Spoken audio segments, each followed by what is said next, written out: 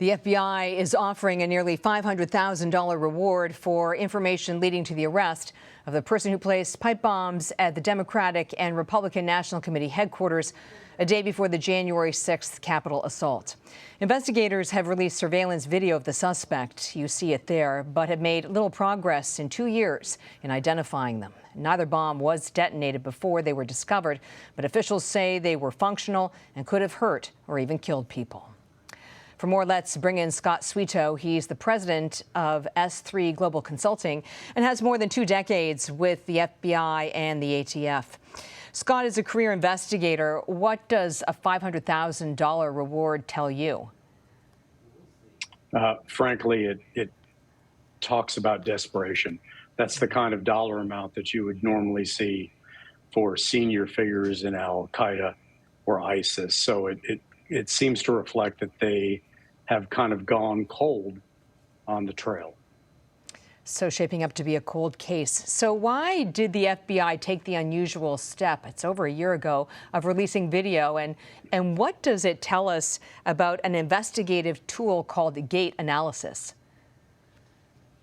So one of the things you look at when you have video available to you is any kind of clues that you have to identify the person, especially because when this happened, it was during COVID, so people were wearing masks. So you have to look for kind of nonverbal cues. And one of the things you look for is the person's gait.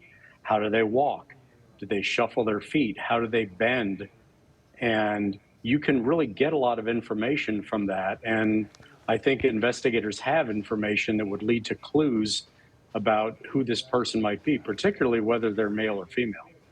Let's take that a step further. Based on your gait analysis, do you think that is a man or a woman?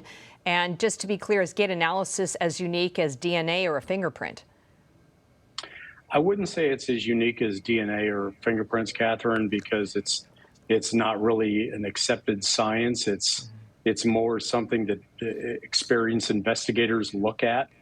But in this particular case, there are a lot of people, both publicly and privately, who've said that they believe this person is a female. I believe they're a female.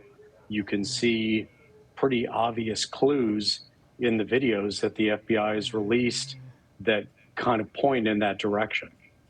We have a map of where the devices were discovered at the DNC and the RNC. And for context, this is walking distance to the U.S. Capitol.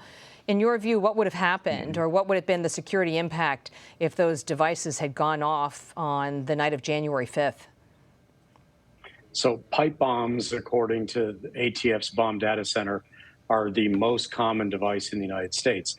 But in Washington, D.C., that does not happen. They're very, very rare. So if you had pipe bombs going off at the headquarters of the RNC and the DNC, there would have been an all-out blitz by federal law enforcement and by the D.C. Police Department, because you would have had a bomber on the loose that hit 2 particular targets. And I think that would have been a very, very significant law enforcement presence that would have continued for quite some time. Scott Sweetow, thank you. Thank you, Catherine.